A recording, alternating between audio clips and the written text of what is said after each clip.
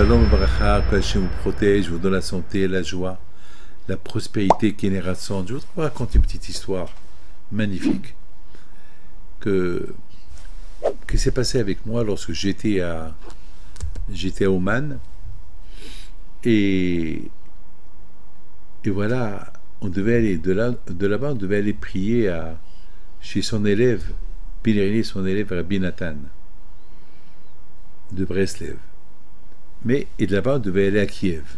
À cause des pluies, on n'avait pas beaucoup de temps pour aller chez Rabbi Nathan.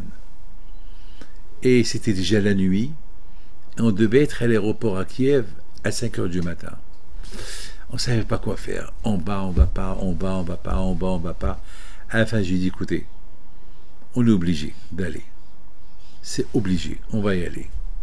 Donc, on est parti chez Rabbi Nathan. On savait que c'était risqué parce qu'on allait rater le vol de Kiev-Paris et après on devait aller au Maroc. Mais on a eu confiance en Hachem. Mes amis, on arrive chez Rabbi Nathan dans la pluie. Il y avait une coupure d'électricité. Donc on devait monter les escaliers, la tombe de Rabbi Nathan. Et on rentre dans la tombe de Rabbi Nathan et on a eu peur. On a trouvé là-bas un monsieur allongé dans l'obscurité à côté de la tombe. On a cru que c'était un diable, on a cru que c'était un démon. On a eu peur. Vraiment, on a eu peur. On a poussé un cri. Et soudainement, le monsieur, il dit « Rav Pinto ». Alors je lui dis « Tu me connais ?» Il me dit « Oui, je vous ai connu, j'étais venu vous voir un jour, et je lui dis « Qu'est-ce que tu fais là ?» Il parlait l'anglais.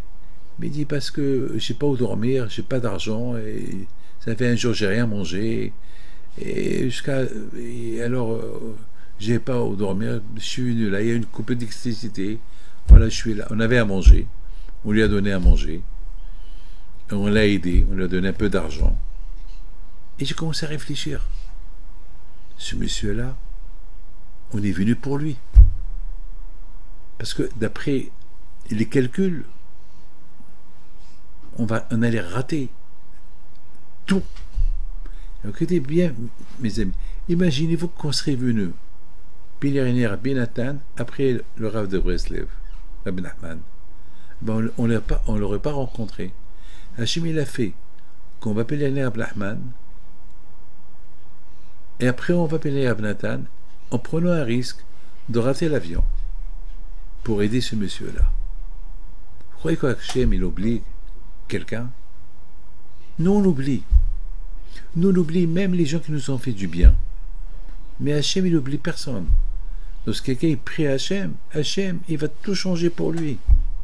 Hachem, il nous a changé notre programme, parce que notre programme à nous, c'était pèleriner à Rabbi Nathan, après Rabbi Nachman, après Kiev. Et là, on a fait un traoued, on a fait une composition qui n'était pas logique. Ouais, mais c'est tout ça pour aider quelqu'un. On lui a donné de l'argent, mais on a pris une leçon. Qu'avec les tzadikim, on n'a pas peur. En général, les gens, ils ont peur de dormir dans un cimetière ou à côté d'une tombe. Et je lui ai posé la question, t'as pas eu peur de rester là tout seul à côté d'une tombe? Il me dit non, je me sens en sécurité ici, plus que dehors. C'est extraordinaire. Tu entends des histoires comme ça, ça te donne des frictions. Mes amis, je voudrais vous dire quelque chose.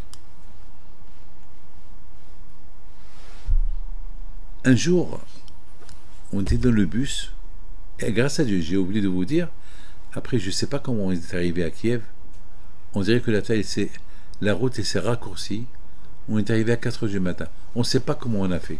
Je ne veux pas rentrer dans les détails. Je sais pas. Je préfère ne pas rentrer dans les secrets d'Hachem, parce que quand on est arrivé à Kiev, c'est impossible.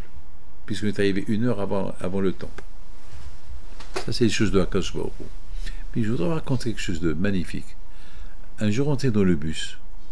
Le bus, on pèlerinait les tzadikim. Et soudainement, je leur ai dit, c'est bien d'avoir une bouteille d'eau. Et la faire pèleriner dans tous les tzadikim, après prendre cette bouteille d'eau à Rabbi Haim Pinto. Comme ça, vous avez une bouteille d'eau pèlerinée chez les tzadikim. Dès qu'on est arrivé à... Dès qu'on est monté dans le...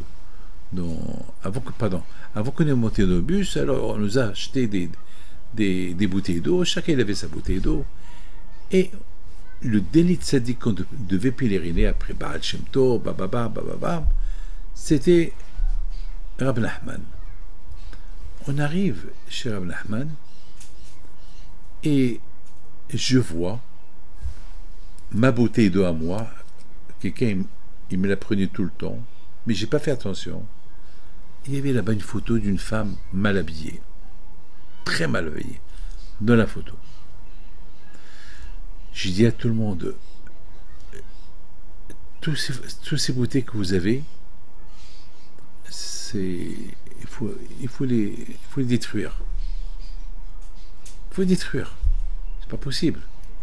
On vient pour pèleriner, on prend de l'eau sainte, mais regardez avec quoi elle est entourée. Alors, vraiment, les gens, ils avaient un peu de la peine.